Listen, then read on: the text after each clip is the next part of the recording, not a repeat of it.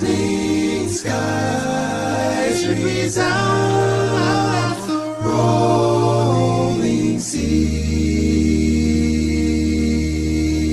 Sing a song full of the faith that the dark past has taught us. Sing a song full of the hope that the present has brought us. Facing the rising sun of our new day begun.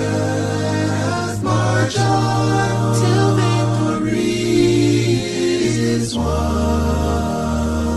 Stony the road we trod to the chastening rod, felt in the days when hope unborn has died, yet with a steady beat and not our weary feet come to the place for which our fathers died. We have come over a way that with tears have been watered. We have come treading our path through the blood of the slaughter, out from the gloomy past till now we stand at last, where last white gleam of our star is cast.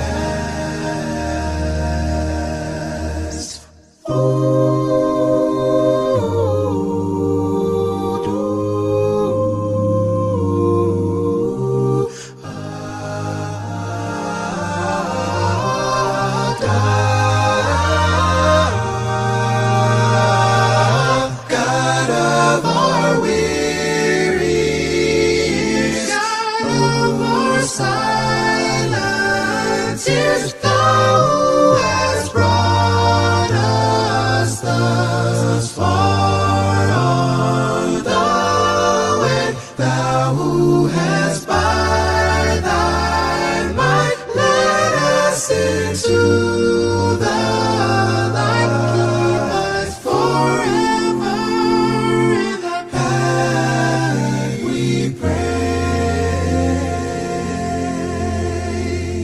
Lest our feet stray from the places, our God, where we met thee.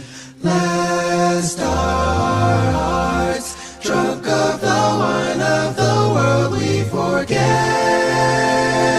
thee. Shadowed beneath thy hand, may we forever stand. True to our God, true to our God, true to our native land, true to our native land.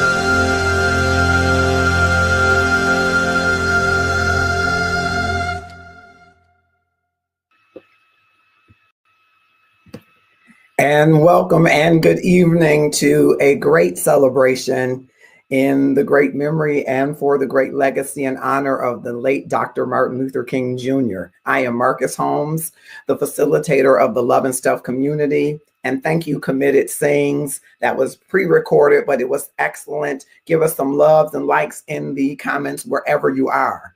And wherever you are, welcome. Good evening, good afternoon, or good morning, depending if you're somewhere else around the world. I hope you will drop in the comments your location, and just drop in the comments when you hear the name Dr. Martin Luther King Jr., what thoughts come to your mind.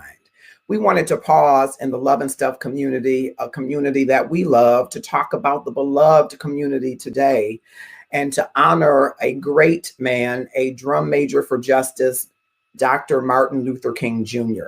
And so tonight we've gathered together some of the best of our Love and Stuff community members. All of our community members are great, but we wanted to just get some of the great orators and thinkers, some of the great singers, some of the great actresses and actors to join us. And I'm so honored and privileged that they are joining us and that you have joined us, whether you are on the Love and Stuff page or if you are joining us via Restream, on the LinkedIn Live, on Twitch TV or YouTube events. Just click share and tag someone in this great evening of celebration. They will be great that they have joined us, and you will be glad that you invited them. So click share right now. Take a moment to do that as I prepare to bring on our first speaker.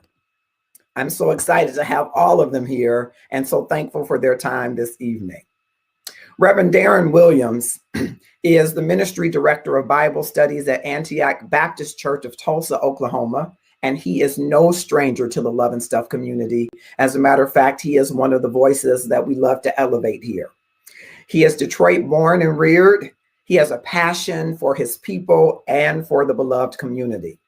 Listen as he shares commentary and excerpts from the famous letter from the Birmingham jail, also known as the letter from Birmingham City Jail, and the Negro is your brother.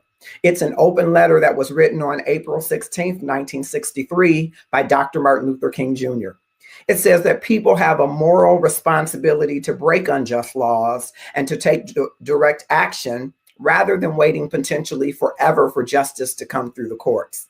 The letter, written in response to a call for unity during the 1963 Birmingham campaign, was widely published and became an important text for the American Civil Rights Movement. Ladies and gentlemen, welcome to our screen, Reverend Darren. God bless you. Good evening. It's good to be here, especially for this occasion, to be able to celebrate the life, the legacy, the accomplishments, and the meaning of Dr. Martin Luther King Jr. His birthday actually was on the 15th, and on that day, a great and a true American was born who somehow mystically looked into the Constitution and saw himself in it. This letter that Marcus talks about, it's so much to it. 9 pages when I printed it off actually to start this presentation about it. And it is long for a letter. In fact, some of us probably have never seen a letter of this length in our lifetimes. And probably never will, since nobody writes letters anymore. However, it wasn't a letter in the sense of, just farewell, doing a welfare check, seeing how people were checking on people. This has actually been described as a manifesto. It's actually been described or compared to as the Declaration of Independence, written by Thomas Jefferson. But in its magnitude, it is one of the great pieces of literature in the United States lexicon of writing. It is literally cataloged among, like I mentioned, Declaration of Independence and the Constitution of the United States, the Gettysburg Address by Abraham Lincoln. A couple of facts as we are coming to the letter, and I'm going to snatch a couple of excerpts out of it as we move along, just to highlight what its importance was in that day, but even more importantly, why it is significant for us today. This letter, as Ben said, is a response to an article that was penned by the clergy leaders, 8 of them, in the Birmingham city. Dr. King had been arrested and was in solitary confinement for 11 days for parading without a permit. That was the charge that they arrested him and locked him up for. 29 times he'd been arrested in his life.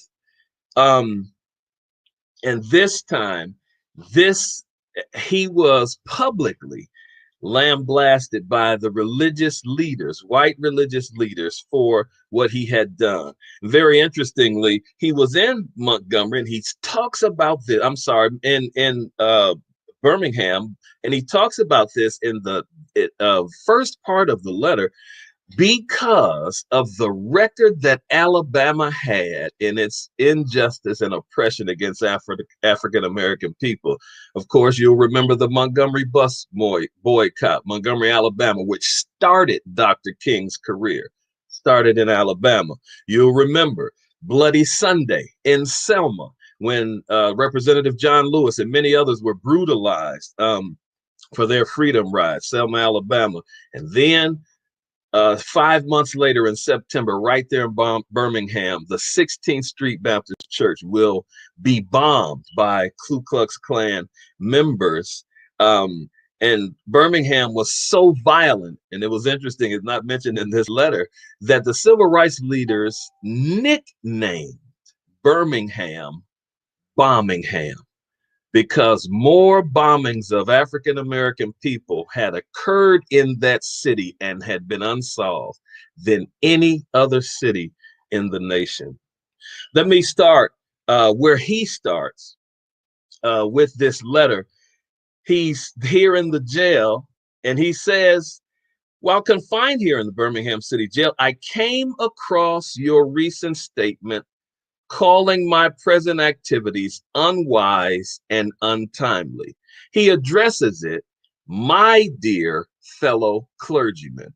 One comment I'd like to make right there is the contrast that to be drawn, where they call him an outside agitator in the letter. His response to them, his address to them, is my fellow clergymen. They question why he is there and the untimeliness of his being there. He responds, more basically, I am in Birmingham because injustice is here.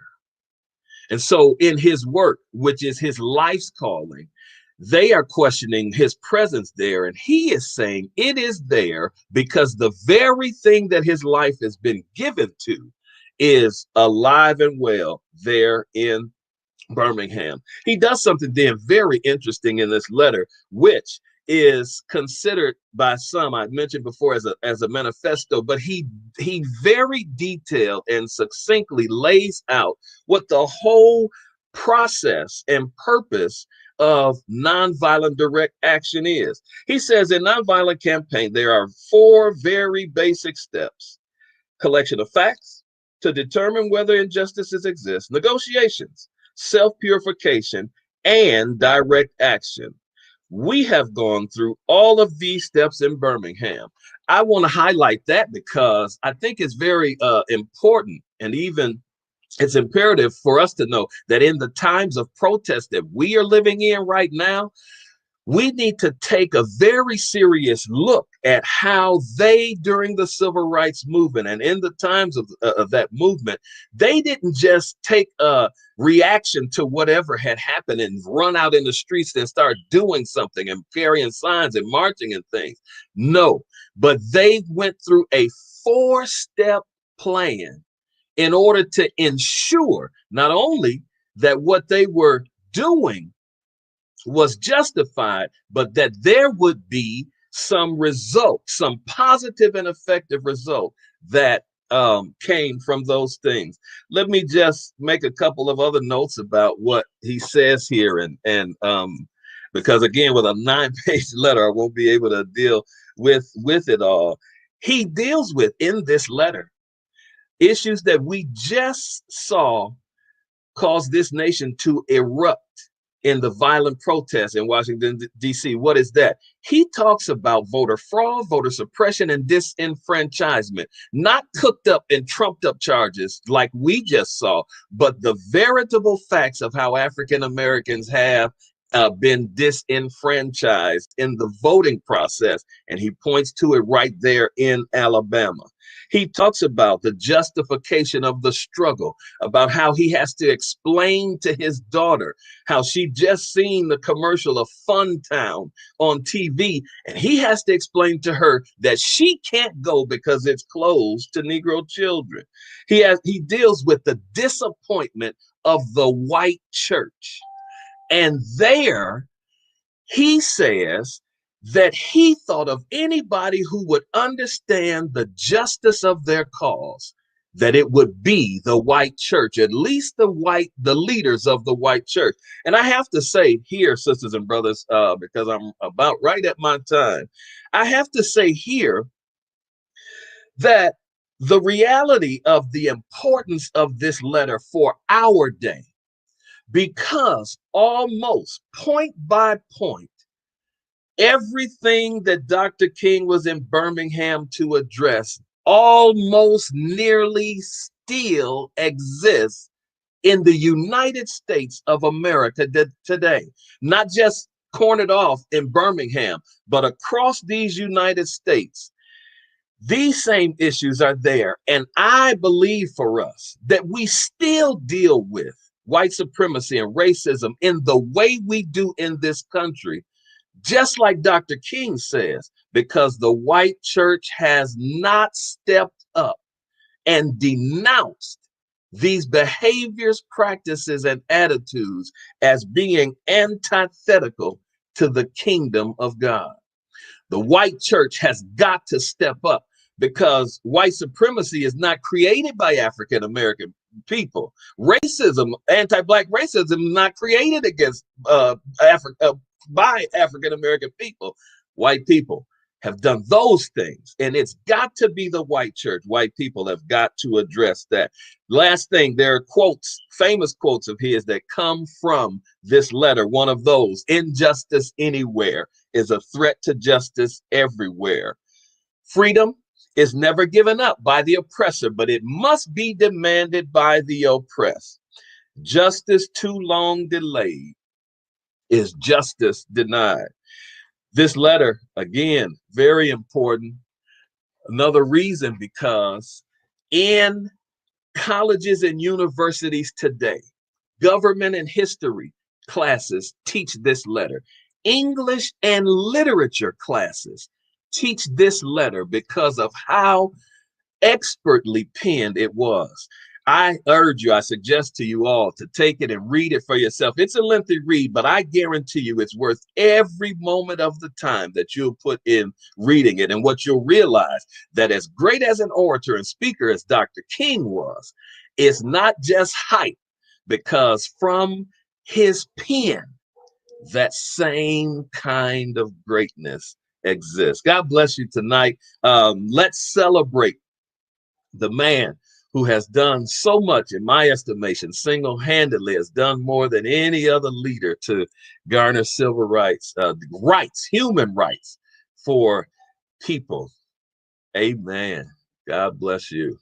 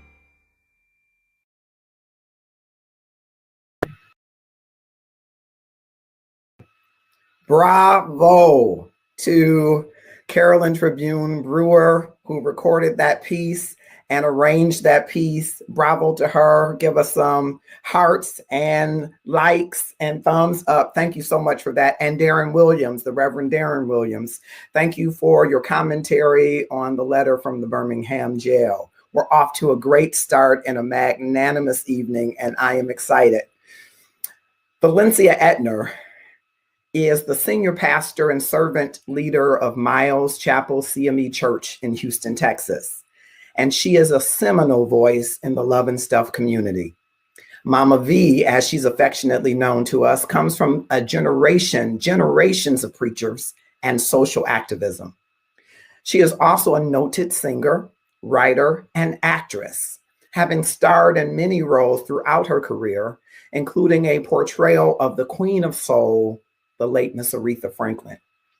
Tonight, she portrays a great voice of the beloved community during the civil rights era, the incomparable Mahalia Jackson.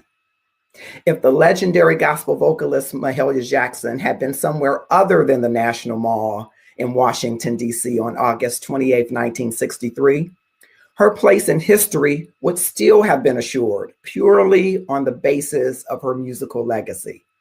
But it is almost impossible to imagine that Miss Jackson would be anywhere else other than center stage at the historic March on Washington on that day in August of 1963, where she not only performed as the lead-in to Dr. King and his I Have a Dream speech, but she also played a direct role in the turning of that speech into one of the most memorable and meaningful in American history. Ladies and gentlemen, portraying the role of Mahalia Jackson, welcome Valencia Mama V Etner. Y'all come on in. You know, I like people to come in and have a seat in my home. And while I know y'all want me to talk about Martin, I just want you to know who I am. Oh, I didn't say it, huh? Well, my name is Mahalia Jackson. They tell me that I'm the greatest gospel singer that ever lived. I don't know about all that. I just sing for the Lord. But my friends call me Haley. And since you all are talking about my good friend Martin today, I think that you can go on and call me Haley too. Well, before I tell you how Martin and I got so close, I got to tell you how I even came to be in the place where they found me. I was born in New Orleans, Louisiana. Y'all know New Orleans. I was born there, and so that's why when people used to hear me talk, they'd say, "Where'd she get that from?" Well, I was born in New Orleans, and I was a young girl. I started singing when I was about 4 years old.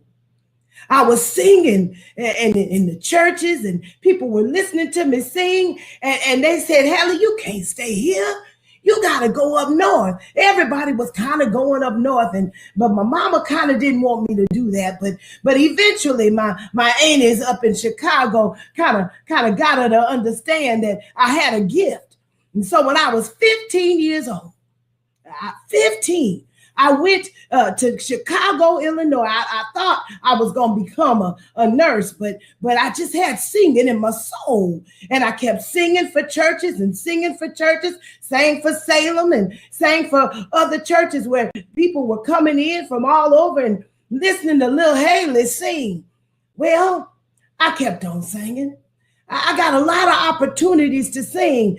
And in 1950, after I had traveled so many places, I got the opportunity of a lifetime, or so most folks who are in music would have thought. I got the opportunity to sing at Carnegie Hall, in New York, and I was just so excited to be able to sing at Carnegie Hall. But they didn't understand that I wasn't going to sing anything but the Lord's music. I went to Monterey Jazz Festival, and guess what I sang? The Lord's music. Yeah, that's what I did. Well, in 1956, I think it was 56, 56. I got a phone call from Reverend Ralph Abernathy. And he said that Martin Luther King wanted me to come sing at a rally. I said, Martin Luther King wants me? Now, I've been at Carnegie Hall, but what mattered to me was that Martin Luther King wanted me to be a part of the movement. I grew up with all of that racism in New Orleans, and I was with him in the fight. Excuse me, I get excited when I think about that sometimes. It used to make me so mad. But I knew that what I had to offer the movement was my voice. So they have me come to rallies and revivals, and I would go there, and sometimes they would need more money in the offering, and they'd say, if you give a little more, Mahalia Jackson's gonna come and sing another song. Well, that would help them to raise some money, and I didn't ask for nothing, because for the movement, that was the way I was supporting the movement. Well, I remember one day they came to Chicago with a revival. We were at a Church of God in Christ Church, because you know the Baptists, they didn't really embrace Martin. Never understood that. But we were at a Church in God in Christ Church, and I was up there to sing. I had already kind of sang a little bit, and Martin, it was time for Martin to get up. And I had a song I sang for Martin, because people always wanted to call Martin Moses, but that was Harriet. Harriet was Moses, but Martin. I said, Martin, he's a young man. Martin is Joshua. So when he got ready to get up, I just reared back and said, Joshua fit the battle of Jericho, Jericho, Jericho. Joshua fit the battle of Jericho, and the walls came tumbling down. I finished that note. The crowd was wild, and they was ready for Martin. Martin sure did preach that night. I remember Martin said, well, Mahalia, we getting ready to go to Washington, D.C. Now, I'd been with him in Birmingham, and I'd been with him in Detroit. And then they said we were going to the National Mall, that national place that outside the Lincoln Memorial, and we were going to have a rally. Called it the March on Washington. They wanted me to sing. I was excited, wanted to be there so that I could be a part of that history. Well, I'm going to let you in on a secret. I think that young man almost told you my whole story right here, but I'm going to tell you this part. I want you to come closer. Come closer. Let me tell you. Martin was preaching that sermon on Washington, on that stairs. And Martin got to the point where he was about to end that speech. He had always had a little something he would show. I think they call it analogy that he would use at the end of a speech. And on this day, he was using this insufficient funds check that America had written to us. And that was going to be his ending. But I didn't like the way the crowd was acting. They wasn't up enough. So I started calling to him. Tell him about the dream, Martin. Tell him about the dream. Some other folks started joining. Yeah, tell him about the dream, Martin, because he had preached that in Detroit. And then when he got to Washington and they weren't acting about it, I said, oh, but if you tell them about that dream, they'll never forget this day. Martin started telling them about the dream, and the rest, as they say, is history. Well, we kept on going and doing rallies, and after that, I have a dream speech. I knew Martin was going to be in trouble. Then we started going places, and I was getting a little sickly, and I had been having some trouble with my health, and so I couldn't go like I used to, but I kept hearing what Martin was doing.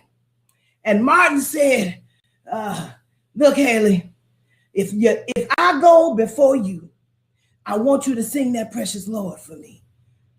There got to be the Memphis rally, and I couldn't go because I was sick. Martin really preached that night, and I heard he talked about that he wasn't going to live a long time. And that very next day, before the newspapers could get the report, I got a phone call that my friend was dead. They told me, Hallie, I don't know what you're going to do because you can't travel. I said, oh, I'm traveling. I promised Martin that I would sing that song for him. So sick as I was, I got up on that podium and got to that mic. I just began to moan like I knew I had to. And I said, precious Lord, take my hand and lead me on. Let me stay. I'm tired. I'm weak. I'm worn. I kept singing about through the storm and through the night. And I was so emotional. But I knew what my friend wanted. He wanted me to sing that song. So I sang it. A few years later, I wouldn't be here. But for that time, I did what my friend wanted. Y'all remember Martin. Don't you ever forget him. Martin was the Joshua.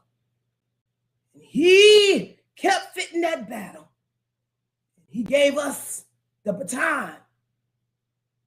You better go so the walls can come tumbling down. Thank y'all. I'll see you later. I'm going in this kitchen and see what I can fix up. I'll see you later. Bye. See you later. Thank you, Valencia Etner, for that beautiful portrayal. Come on, give her some love, some hearts, some handshakes, some high fives, whatever emoji you can pull up that would summarize your feelings about that great job. I am so excited that we are moving forward and another one of our orators who is a brilliant mind. She's a voice I love to elevate in Love and Stuff because she is a constitutional law aficionado, I tell you. And she's a brilliant mind. And when we talk about organizing and getting the beloved community rallied around what the law really says, this is one of the people that I look to help us. And you'll be hearing more of her voice in the Love and Stuff community. She's a member of our community and she has dedicated her life to public service. Currently, she serves as the Deputy Director of the Labor Relations Division for the City of Detroit, navigating and pivoting through all kinds of contract negotiations with police and fire and every other union, among 46 others. I can't name all 46, but she is a gem and a jewel, both to our community and to our world. Help me welcome Valerie Colbert Osunwadi. And listen now as Valerie shares insights about the great works of Dr. Martin Luther King.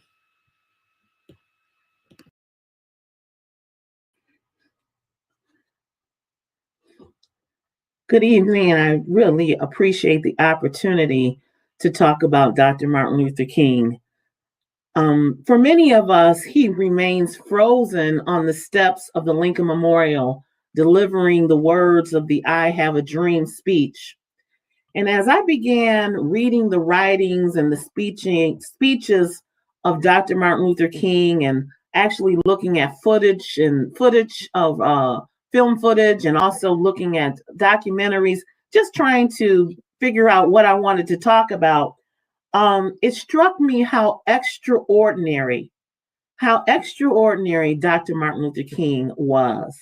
And I don't use that word to discount that Dr. King was a man with failures and strongholds that he needed God's power and grace to overcome. God tells us that we have all sinned and come short of the glory of God. I use extraordinary in the true meaning of the word as remarkable, very unusual, rare. But I also use it as extraordinary in the spiritual sense, because there is no doubt that Dr. King was appointed and anointed for his time. Dr. King led the civil rights movement at age 25, and it ended his untimely death at 39.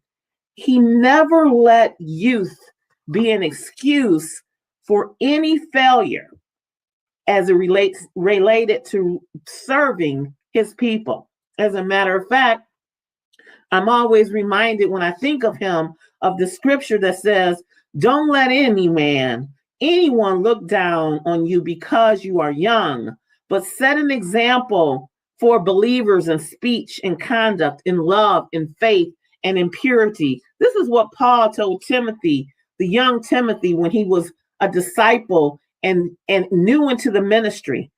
I can only imagine the weight that was on a 25-year-old at that time.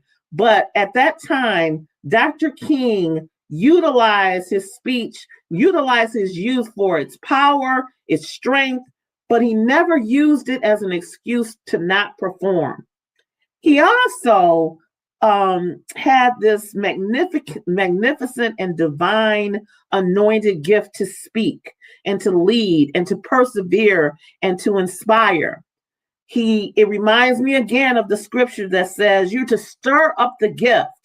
Dr. King himself said that when he was ordained and when the ministers, his fathers and other ministers, laid hands on him, he said it was like fire shut up in his bones. That was a legacy that lived throughout all of Dr. King's speeches, all of Dr. King's interviews, his writings. You could tell that the anointing of the Holy Spirit was on this man. And it had to be to do such extraordinary and arduous work for the Black community, for America, actually. I went to look at a speech called The Other America. And before I talk a little bit about this speech, I want to talk about the backdrop of what was happening, because he gave this speech in 1967. The Civil Rights Act had already passed in 1964. The Voting Rights Act had already passed in 1965. And of course, Dr. King had already inspired millions through his I Have a Dream speech. And of course, because of that, today he remains one of our most vivid symbols of hope for racial unity in this country. However, in 1967, Dr. King was actually lamenting about what had become of this dream.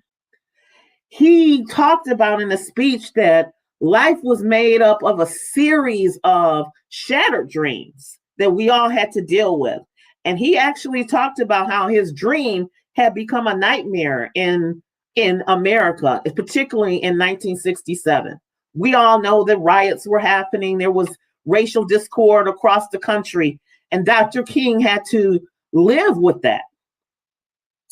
King's message became more challenging and more pessimistic as he went through the last year of his life. The Vietnam War was raging, and King denounced it. And his denouncement came at a great cost from mainstream America and even among other civil rights leaders. And at this time, the anti-war movement was just beginning. We still had people, the majority of American society still was supporting the Vietnam War. And of course, Martin Luther King was relentlessly being a subject of surveillance through wiretapping and room bugging and informants. I learned that the longtime photographer for the SCLC was actually an FBI informant for 18 years. And yet, despite all of that surveillance, they never warned him of credible death threats to him. But Dr. King continued to follow his moral compass, which left him increasingly isolated at this time by the public and other civil rights leaders. Martin Luther King's deep conviction about nonviolence and the need to help poor people led him to say many things that Americans felt were threatening. Again, King denounced the Vietnam War, and he was told that it was politically unwise. And he was also told that, not only told, but the budget and the donations to the SCLC, they dwindled because of him making those remarks. And a cost was was also that he had a rift with the President of the United States, LBJ, at the time. But in true Martin Luther King fashion, he went on to say that speaking against the Vietnam War, that being morally wise may mean being politically unwise. And he said, ultimately, a genuine leader is not an aid for consensus, but a mode for consensus. And on some positions, cowardice asks the question, is it safe? Expediency asks the question, is it politic? Vanity asks the question, is it popular? The conscious asks the question, is it right? And here comes a time when one must take a position that is neither safe, nor politic, nor popular, but he must do it because the conscience tells him it is right. On April 14, 1967, Dr. King gave a speech at Stanford University, and it was entitled The Other America. And he talked about how there are literally two Americas. One America is beautiful for flowing with prosperity and honey and opportunity. And then there was tragically the other America where daily there's the ugliness about it that constantly transforms the buoyancy of hope into the fatigue of despair. And he said, in this America, millions of work-starved men walk the streets daily in search for jobs that do not exist. In this America, millions find themselves living in rat-infested, vermin-filled slums. In this America, people are poor by the millions. They find themselves perishing on a lonely island of poverty in the midst of a vast ocean of material prosperity. These are breathtaking words as we look around us at our society today, where the chasm between the super rich and the poor is wider and deeper than ever. We look at the inequities that COVID has showed us. We look at Black unemployment, that it's double that of white unemployment. We look at our foreclosure crisis in America today.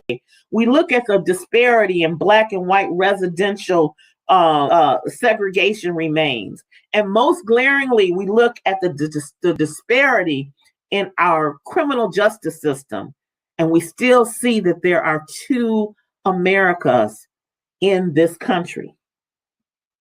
Dr. King in his speech told his audience that the struggle for civil rights and the struggle to make these two Americas one America is much more difficult today than it was 5 or 10 years ago. That even stands true today. He went on to say that in a sense, that was a struggle for decency. We could not go to a lunch counter in so many instances and get a hamburger or a cup of coffee. We could not make use of public accommodations. These were humiliating conditions that people could identify with and wanted to rectify and change. But he said, what is different in the terms of what he was looking for? King was looking for full and genuine equality. He was looking for justice in America. He was looking at the increasing, he was looking that increasingly poverty was an impediment to human equality and decency. He went on to say that we must see that the struggle is much more difficult. It's much more difficult today because we are struggling for genuine equality. And it is much easier to integrate a lunch counter than it is to guarantee a livable income, a good solid job. It's easier to integrate a public park than it is to make genuine quality integrated education a reality. King saw that the campaign against poverty and the fight for full economic justice would be a greater sacrifice for white America, because now the strategy was not to integrate a lunch counter, but we were struggling for the money to buy a hamburger at that lunch counter. In an interview, Dr. King said it didn't cost this nation 1 penny to integrate a lunch counter or 1 penny to guarantee the right to vote. The nation will have to spend billions of dollars to solve problems of poverty and housing. And King believed that there had to be a radical redistribution of economic and political power in this country. Sound familiar? We see this today in our progressive movement, with our Democrats, when Bernie Sanders was out on the campaign trail, when Elizabeth Warren was out on the campaign trail. Everyone advocating for better redistribution of America's wealth. Same was holding true in 1967. In this speech, Dr. King wanted to continue to highlight that racism in America was still alive and well. He went on to say that in this speech that racism is still alive in American society and much more widespread than we realize. In these past 4 years, how many people's eyes have been opened to the persistent and consistent ugliness of racism? We have all seen that this evilness has been let out of the cage, fostered and defended by our own president of the United States. We saw that 2 weeks ago when we had insurrection on our Capitol. Dr. King wanted to make sure that people knew that racism was based on the myth of a superior, that there was a superior and an inferior race.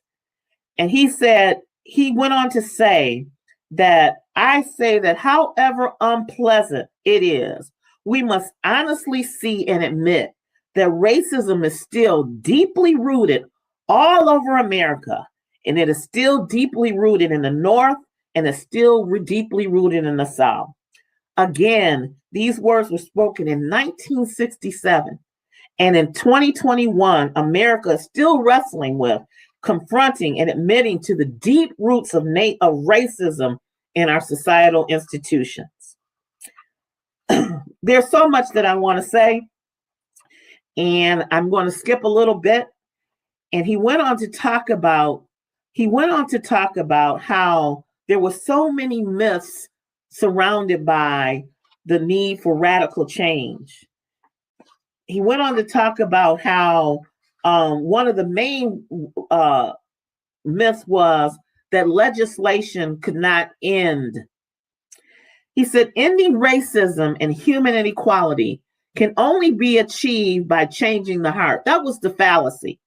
But he went on to say, yes, he believed in changing hearts. He believed that because he was a preacher. He believed in the regeneration of the soul. But he went on to say that morality can be legislated, but behavior, while morality cannot be legislated, behavior can be regulated by the law. And that regulation can change the heart. He went on to say it may not can change the heart, but it can restrain the harvest. Even though it may be true that the law cannot make a man love me, it can restrain him from lynching me. And while the law may not change the hearts of men, it can, and it does change the habits of men. And when you begin to change the habits of men, pretty soon the attitudes will be changed, and pretty soon hearts will be changed. I urge you to look at this letter this speech because it is profound. It too has some of the greatest quotes of Dr. Martin Luther King. This was a man who at this time was tired. He wanted to take a sabbatical. He said he was tired of marching for rights that he should have had when he was born. But he continued to uplift us with hope. And one of the things that he said again was, he said, and he went on to say, because both the sacred heritage of our nation and the will of the Almighty God are embodied in our echoing demands. And so I can still sing, we shall overcome. We shall overcome because somehow The arc of the moral universe is long, but it bends towards justice. At the end of everything that I was reading, and there's so much more that I could say, Dr. King believed that the right to protest was at peril. We see that today. There were crackdowns across the country regarding protests, peaceful protests. Dr. King was changing his way of thinking and his approach. He was moving towards global human rights rather than citizenship rights. He was planning the Poor People's Campaign, a multiracial army that would come to Washington, build an encampment, demand from Congress an economic bill of rights for all Americans, Black, white, or brown. He had long known that the fight for racial equality could not be separated from the need for economic equity, fairness for all, including working poor and the poor. Dr. King is often seen as not being radical. Nothing could be farther from the truth when you read Dr. King's speeches, particularly at the end of his life. He was just as radical as Stokely Carmichael and Malcolm X in his regard that we needed to be seeking global human rights. The divergence between these people was only because he believed it could be achieved through nonviolence. And Dr. King believed that it would be foolhardy for any Black person to try to achieve freedom in America through violence. He saw nonviolence as the power force that when mobilized, nonviolence did not have to give way to violence. He saw this as a way of changing and a great tool for the oppressed. Martin Luther King, at the time when he gave the speech and at the time when life was ending, was beginning to challenge not just racism and inequality, but also the war, the military industrial complex, capitalism as in how wealth is distributed, imperialism. These are still our problems today, and in many ways, we are even worse off now. But we hold hope in Dr. King's speech. We hold hope in his speech, and he ended that speech in saying, "In the word, sure to speak symbolically, that we will be the day, or there will be a day, when the morning stars will sing together, and the sons of God will shout for joy." Thank you.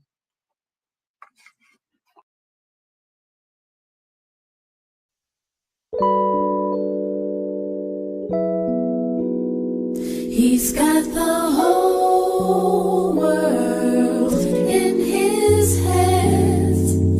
Whole world, got the world, and he's got the whole world. Ooh, got it in his hands. He's got the whole world in his hands. Keep holding me.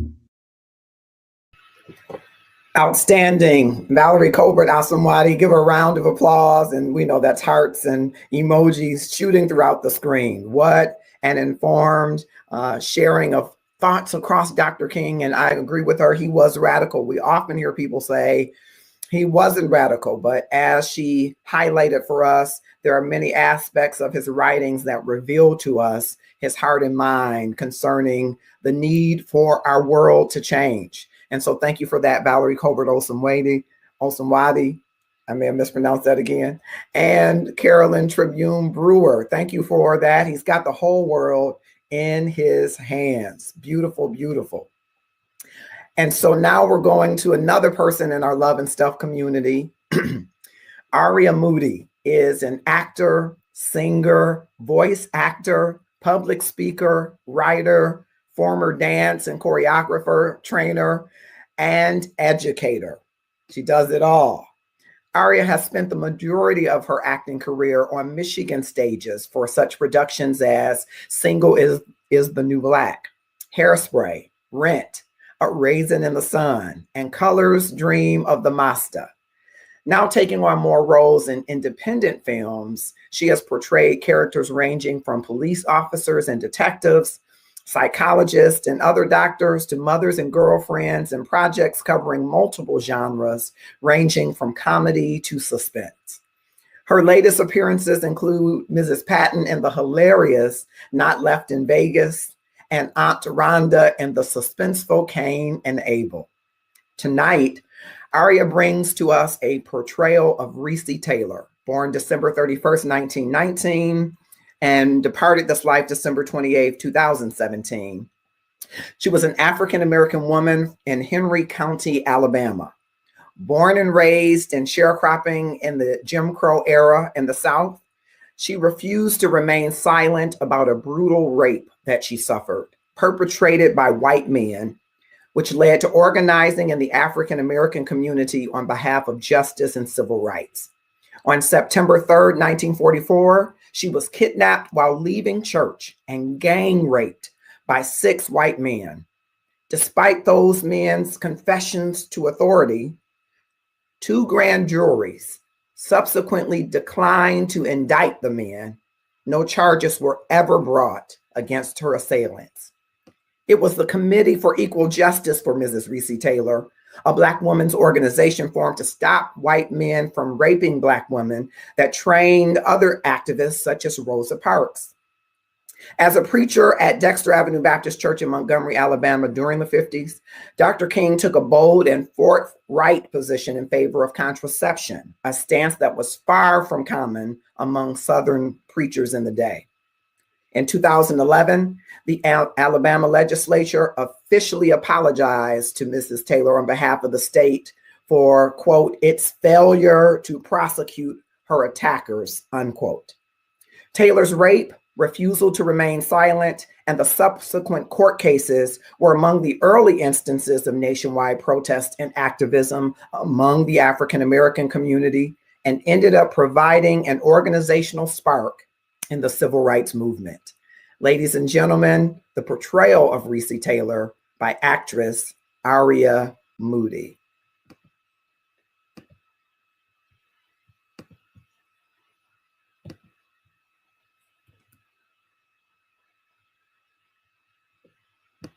My name, hush, hush, somebody's calling my name. Oh my Lord, oh my Lord. Oh, well, hey there. Yes, my name is Reese Taylor, Mrs. Reese Taylor. I was born right here in Abbeville, Alabama. Been here all my life. Yes, I was a sharecropper when I married Mr. Willie Guy Taylor. My mother died when I was 17, so I kept my word to her, and I helped my daddy to take care of my younger siblings. Yeah, one thing about Robert Corbett, everybody knew. He loved his family, and he kept a shotgun. I sure do wish he could have been sleeping in the tree with that shotgun the night I came home from revival. It's September the 3rd, 1944. I ain't gonna never forget it.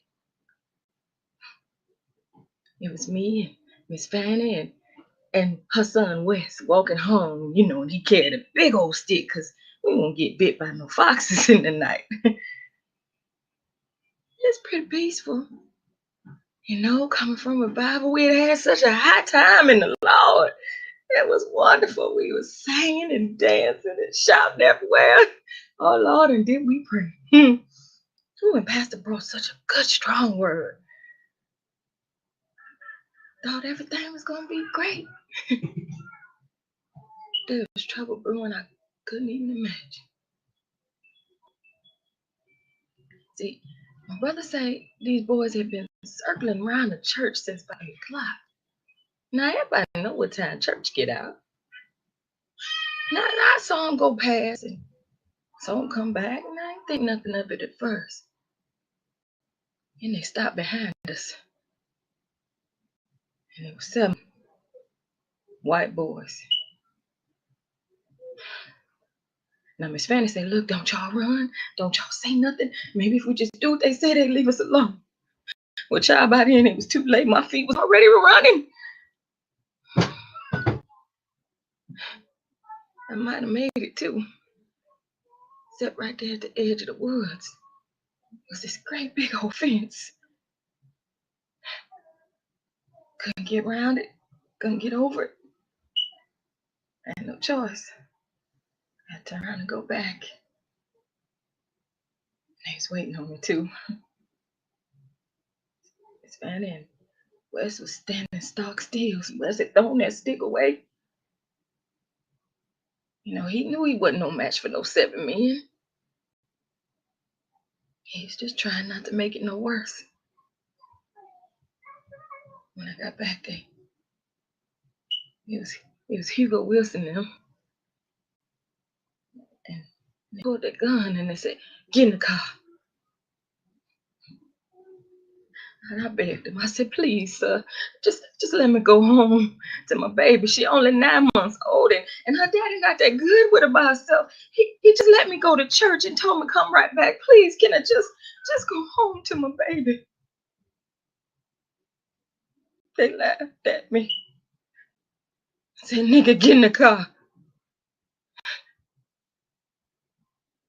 Lord, if you could have seen the fear in Miss Fanny's eyes and the anger boiling over in little young Wes.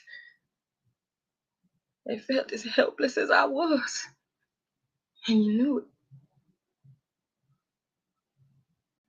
Once I got in the car, they put a blindfold on me. And I said it again. Please, if you just let me go home, I won't say nothing to nobody. I promise you, I just want to see my baby. But they just kept driving. And the car finally stopped. I said, oh, maybe they're just gonna leave me in the woods. Maybe it's just a cruel joke. They're just gonna make me walk home.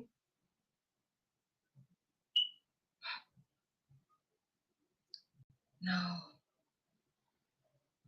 The kind of cruelty they had in mind, I couldn't have even imagined. They snatched me out that car and they walked me into a field. They put the gun on me again and they said, take off all your clothes. You lay down here just like you was with your husband. I knew then what they was about to do.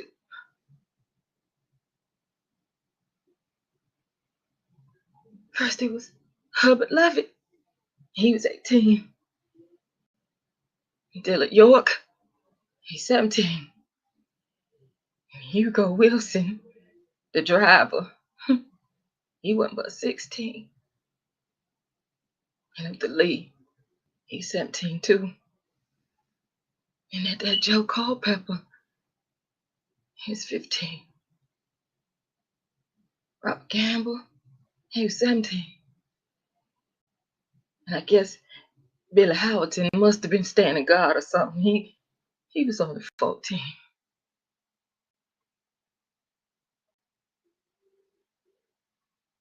I kept trying to fight him off. I kept trying to get away, but 7 didn't want me. Wasn't nothing I could do. I kept begging him, please just don't kill me. I promise I won't say nothing. Just please don't kill me.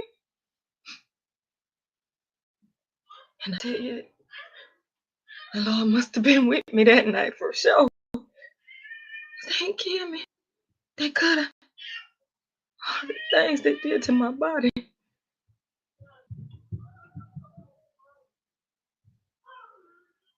I never had kids again. I guess they finally got tired of me. So they told me, put my clothes on and get yourself in the car. Put the blindfold back on me and started to drive. And they stopped the car and threw me out.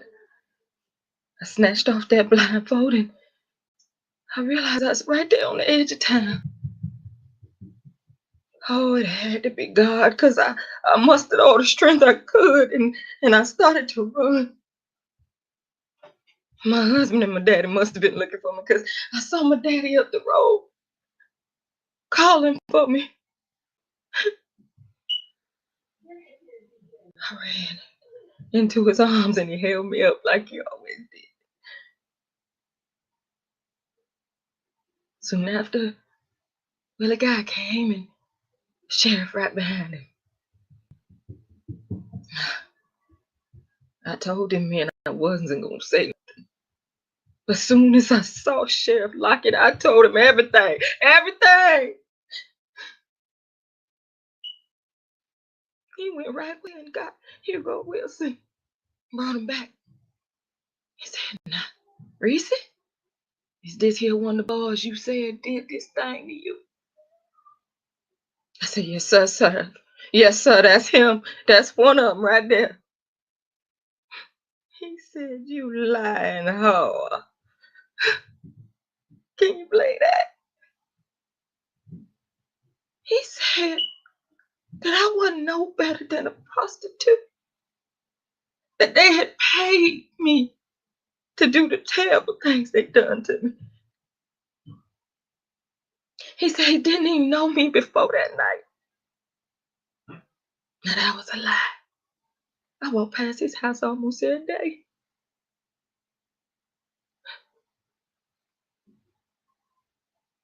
But Sheriff took him on back.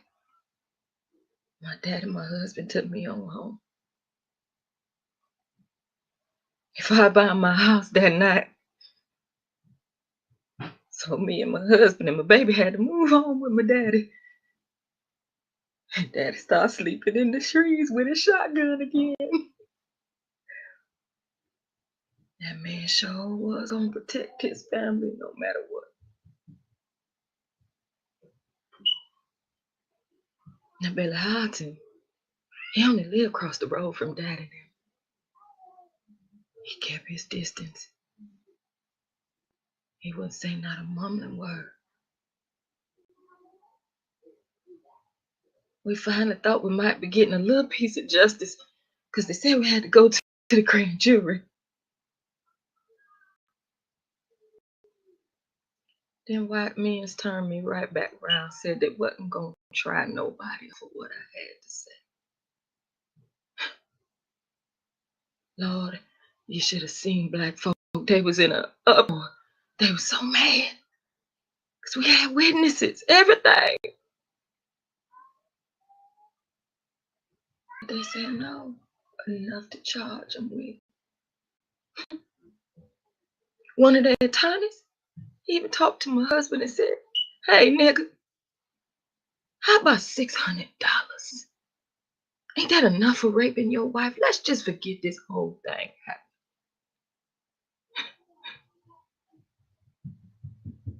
$600 for my dignity. $600 for my life being changed forever. They really thought they could put a price on it.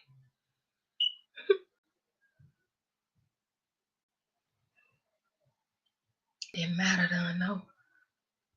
Because NAACP and everybody else got wind of what happened to me. And they sent Miss Rosa Parks to come investigate. Yes, sir, I tell you. She came right on into town like she owned the place. She come right to see me. She said she was so sorry for all the terrible things that done happened to me. And she was here to try to help me get some justice. Well, old Sheriff Lockett didn't like that, not at all. I tell you, he come running up in my house and he said to her, "You got to go. We don't lie no strangers like you in this town, stirring up trouble." Because you know, old Southern secrets is supposed to always stay secret. She left, she listened. But she wasn't afraid of him at all. No, sir. She came right back. And this time she asked me even more questions. She asked even more people. Oh, and Sheriff didn't like that at all. He threw her right out of my house and off my porch. She fell right on her knees in front of everybody. But I tell you something powerful about a woman who ain't afraid to fall to her knees. Now, we got another turn in front of this here grand jury. They said the exact same thing. It just didn't believe nothing I had to say. Since them boys had said I was a prostitute, y'all.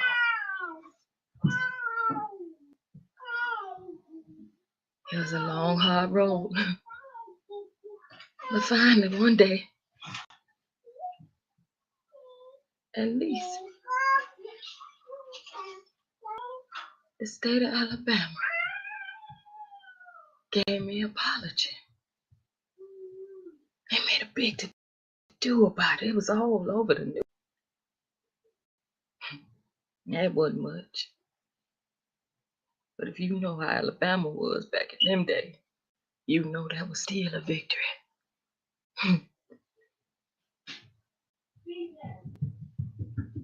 Yeah.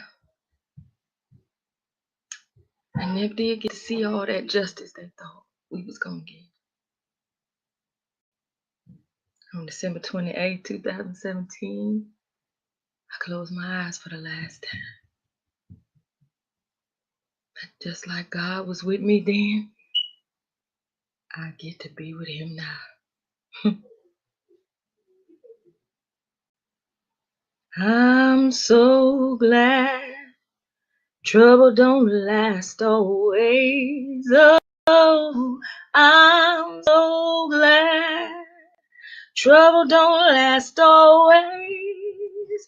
I'm so glad trouble don't last always. Oh my Lord, what shall I do?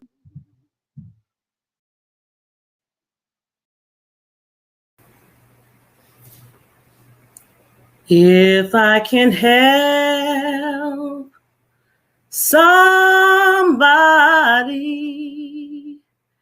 as I pass along, if I can cheer somebody with a word or song, if I can show somebody that he's traveling wrong, then my living, it shall not be in vain. If I can do my duty as a Christian ought, if I can bring back beauty to a world abroad, if I can spread love's message,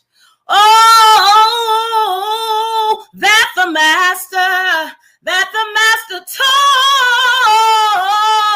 taught, then my living, it shall not be in vain. Then my living shall not be in vain. Oh, then my living shall not be in vain if I can help somebody as I pass along. Then my living, it shall not be in vain. No, my living shall not be in vain. Oh, no, my living, it shall not be in vain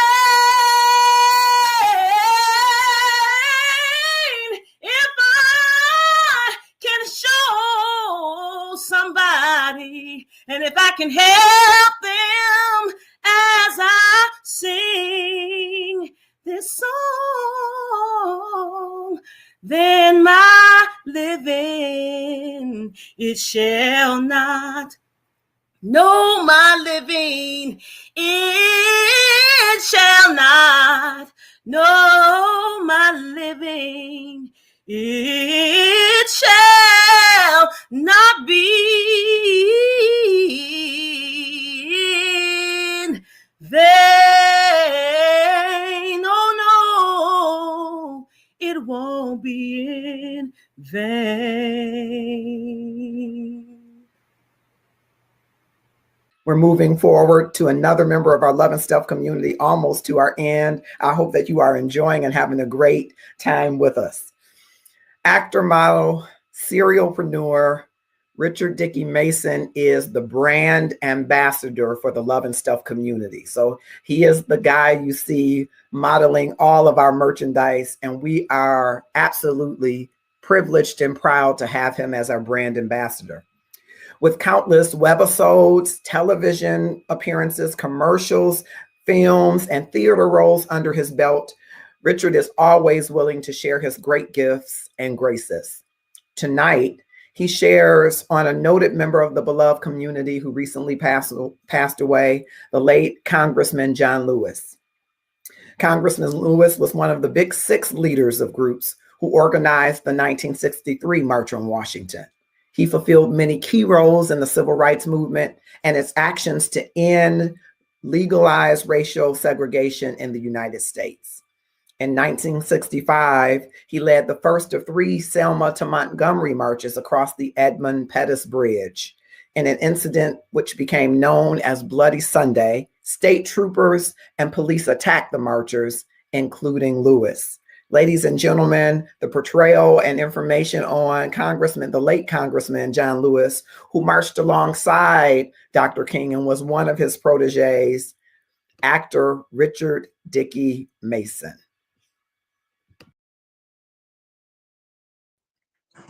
Hello, everybody. Thank you for having me.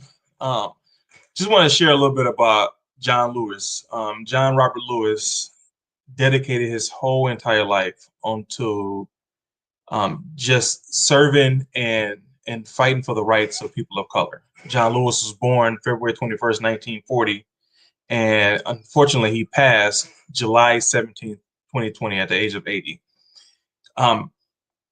This is a man who accounts for it being arrested for almost 40 times, or somewhere roughly around 40 times, just standing up for the rights of Black people. And he started really, really young, at the early age of 20 years old. 1959 to 1960, he organizes the student sit-in and demonstrations in the Nashville area. May 1961, he volunteers as a freedom rider, challenging bus and rail segregation laws. In 1963 to 1966, he was the chairman of the Student Nonviolent Coordinating Committee. March 7, 1965 is what we all know. And he helped organize the Voting Rights March from Selma to Montgomery and was amongst the 600 demonstrators attacked by police. And that's the day we call Bloody Sunday. they fractured his skull. He was one of the people that was arrested. They beat him, fractured his skull, but that didn't stop him, because on March 21st to March 25th in 1965, he joined 3,000 demonstrators marching from Selma to Montgomery. And in the time under protection of the federal troops, the size of the group was about 25,000 by the time they reached Montgomery. So even with a fractured skull, he still stood and fought for the rights of our people. In 1966, he co-founded the Southern Coordinating Committee to end the war in Vietnam. In 1966 and 1977, he was associate director of the Field Foundation. Then from 1967 to 1970, he was a community organizer director for the Southern Regional Council. And then he moved into, what he did was, it's so cool when you look at his story, because when he didn't just take a break. He went from one thing immediately into the next thing, just trying to find new ways to be able to serve our people. From 1970 to 1977, he was the director of the Voter Education Project. From 1977 to 1980, he was the Associate Director of Action, a federal volunteer agency appointed by the President Jimmy Carter.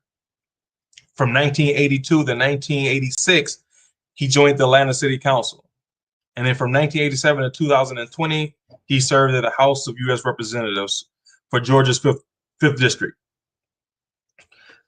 Back in 2004, March 7, 2004, John Lewis Monument is unveiled in Selma, Alabama, at the foot of the Edmund Pettus Bridge to commemorate the events of Bloody Sunday.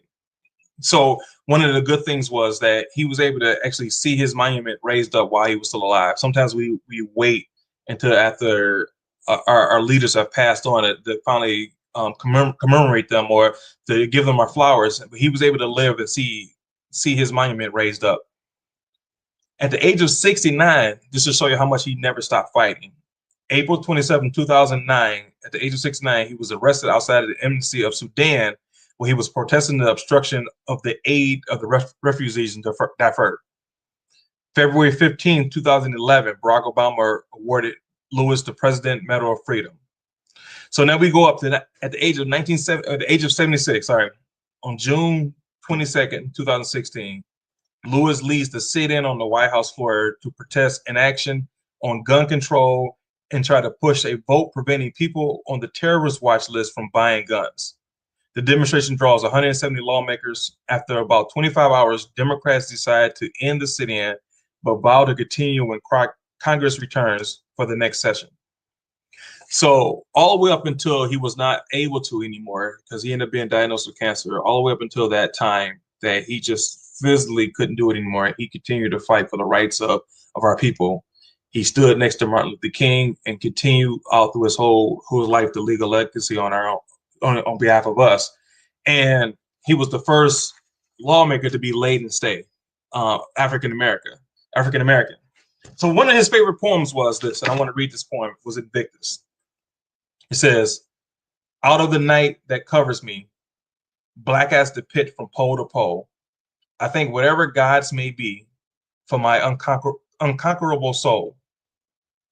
In the fell clutch of circumstances, I have not winced nor cried out loud. Under the bludgeoning of chance, my head is bloody, but unbowed.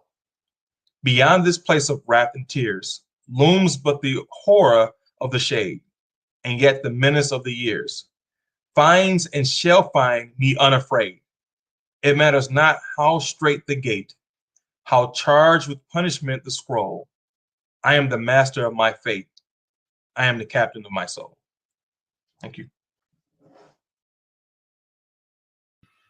And thank you, Richard Dickey Mason, for sharing that information on the late Congressman John Lewis and that beautiful poem. And as we come close to the end, another brilliant legal mind who may be most notably known for her work on the famous Malice Green case here in Detroit, Michigan. Brenda Braceful is a savvy litigator who has mentored many attorneys and provided leadership to the City of Detroit's law department before her retirement. She continues to serve through her work with Autism Walks and also serves as a civil service commissioner with the city of Detroit. Listen as Brenda shares some of her thoughts regarding Dr. King, which may include some insights into his works, chaos, or community. Ladies and gentlemen, Brenda Braceville.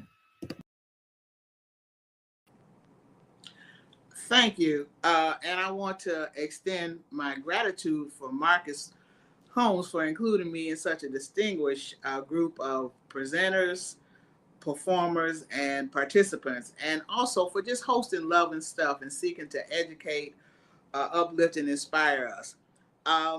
When I was asked to talk about Martin Luther King, the thing that really struck me was he was such an embodiment of the power of words. And there's a long history of words that just touch our very soul and hopefully help to drive the nation in the right direction. When you hear 70 years ago, that's all you need to hear to realize you're going to hear the Gettysburg Address. As an earlier speaker said, when you have, I have a dream, you know that you are going to be uplifted and your moral compass charged. But this is not new. The Sermon on the Mount, the Beatitudes, you can tell when words are truly inspired because they stand the test of time and still hold true to us today. So I decided to pick 4 quotes from Dr. King and hopefully apply them to our current situation. We can look at the March on Washington and compare it to the insurgent rush at the Capitol. Both were groups of people who traveled to our nation's capital, but look at the difference in the way they impacted our society. Which brings me to my first quote. We need leaders not in love with money, but justice. Not in love with publicity, but humanity. It is gratifying that Georgia sought to send 2 senators to represent Georgia and help this country who were truly not in love with money, but justice. Not in love with publicity, but humanity. Because we need people in leadership positions who are going to help bend that arc of justice. One of my other favorite quotes comes when he was writing at the Morehouse College student newspaper. Intelligence plus character, that is the goal of a true education. You know, we bemoan the fact that our poor children are no longer being able to benefit from in-person learning and they're having to look at virtual. But I charge all of our young parents and grandparents, because some grandparents are certainly responsible, we can use this as an opportunity to provide our children with an education more than just what's in books, reading, writing, arithmetic, but to help them develop character. Sometimes when I text with my grandsons, and they've taught me how to text, I'm still not technically savvy, and I appreciate Marcus for walking me through this. Sometimes I just send them a quote from Octavia Butler or Martin Luther King to remind them that think on principles. Great people don't talk about other people. They talk about ideas and principles. So let your words really reflect the character of your heart. Another quote that I hold close, which he wrote in Stride Toward Freedom in 1958, true peace is not merely the absence of tension, it is the presence of justice. And again, we can see that that resonates with us in today's political climate. After the death of George Floyd, there were peaceful demonstrations, not only here in America, but all over the globe. People felt the hurt that that man felt as someone kneeled on his neck for over 8 minutes, calling him to cry out to his dead mother, and realize that even if we're not upset about this, we cannot have peace as long as we don't have justice. We can talk about the stock market, the economy, But if it's not touching all of the population, then Dr. King realized that true peace is not merely the absence of tension, the fact that people aren't upset about it. It has to be the presence of justice. We cannot have two Americas. We cannot have unequal treatment. He recognized that we needed to have equal opportunity for all men. And I know that so many of his quotes are well known to us, which again speaks to the power of his anointing and his intellect. That here we are decades later, and these things still resonate and give us a pathway to a better life. And this is one that my father used to use with us when sometimes we complained about the menial tasks that we were given. Now, we weren't old enough to have jobs and to contribute to the family coffers, but somehow we felt that we should have a say in how those monies were spent.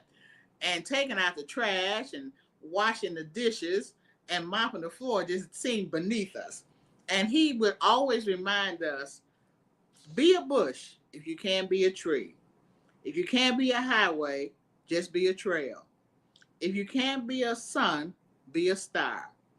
For it isn't by size that you win or fail. Be the best of whatever you are. And this was a speech that Dr. King gave to a group of students at a junior high school in Philadelphia on October 26, 1967. And again, that resonates with us today. We may not all be presidents like the incomparable Barack Obama, but if you're on city council, then be true to the constituents that you serve. You may not be a highway, but if you're nothing more than the patriarch or the matriarch of your family, be a light to lead them to being the best that they can be. It may not be you that achieves it. It may be the next generation. I may not be the person that passes the legislation to end police brutality, but it may be my grandson, my granddaughter, my grandniece. If I can show them the way, that strive to be the best that you can be. And that is the wonderful message of Dr. King, that many want to dismiss him just as, well, he was a wonderful orator. But if you listen to the substance of the words that he left us with in the brief 39 years that he was blessed to walk on the time side of life, you recognize that this was a man who was the moral compass. He was not concerned with just being famous or infamous. He was concerned with being on the right side of justice. And it was not always politically expedient, certainly was not always personally safe, but he was true to his ideals. And that is a message that we need to thoroughly embrace today. As we face the inauguration of a new administration, including the first woman of color to serve as a vice president, it's easy for us to believe that we have overcome. But we have to recognize that while that is a wonderful, wonderful achievement, and I am so thankful that a new generation of young ladies of color will see that this too can be your fate. We must not lose sight of the fact that on the same month that we are preparing for the inauguration, we had insurgents overrun the Capitol. There's been so much talk about the danger that immigrants face coming to this country.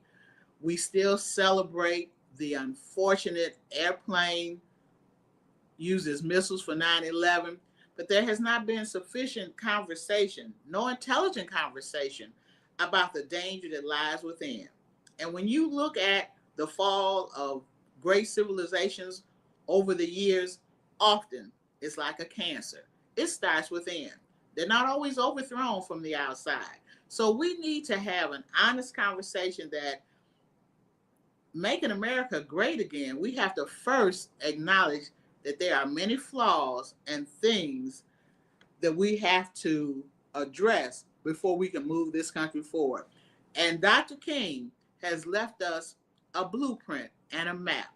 If we remain true to the ideals that he espoused, and again, if you look at his life, toward the end of his life, he was organizing the Poor People's March on Washington because he realized that it was not just an issue of racism, although racism, as we see, is alive and well, but income inequality.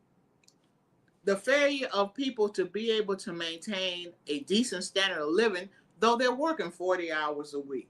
And we still face some of those same hurdles today. PBS did a documentary on the Triangle Shirt Factory. And many people don't appreciate that the unfortunate treatment of immigrant sewers, where they were trapped in a building and died because of the lack of safety, equipment, exits to leave the building, because people were more concerned with trying to place more people in the building to create more goods, helped to mobilize the unionization movement in America. When people come together, they can effect change. And so we should never, ever diminish the power of the collective will of the people. And in closing, Dr. King was, in my humble estimation, one of the greatest Americans, because this man dedicated his life not to achieving material success or celebrityship, but to try and better the lives of not only his personal family, but his entire community and his entire nation, in fact, the entire world. And so we have to appreciate that his charge was to America: be true to what you said on paper. If all men are created equal and entitled to the pursuit of happiness, then we need to have legislation, policies, and directives that afford that opportunity to everyone in equal measure. Don't ask me to pull myself up by my bootstraps when you refuse to give me a pair of boots. So it is just an honor to be able to reflect on the many ways Dr. King has touched the soul of this nation, and hope that this is a lesson that we never forget. And again, my thanks to Marcus for having the foresight to memorialize and appreciate Dr. King in such a meaningful way. And I'm humbled that I was asked to be a participant. Thank you so much. But on January 6, 2021, I woke up and I was excited. I was excited because I believed that the Right Reverend Raphael Warnock, who I've had the pleasure and privilege to meet during the work of the Progressive National Baptist Convention, which is the conventional home of the late Dr. Martin Luther King Jr. Dr. Warnock chaired the Social Justice Committee. He is an intelligent guy and personable guy, an humble guy, and kind of a funny guy. So it was great to see the opportunity for someone who looked like me to become the first African-American senator in Georgia. And then I saw on the screen flash that the Capitol was being raided, that there was an insurrection.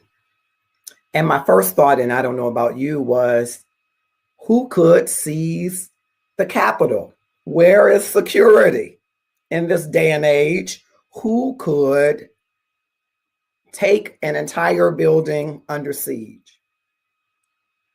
My second thought was that if there had been an angry mob or crowd or protesters of African American descent, that we would see dead bodies laying in the wake.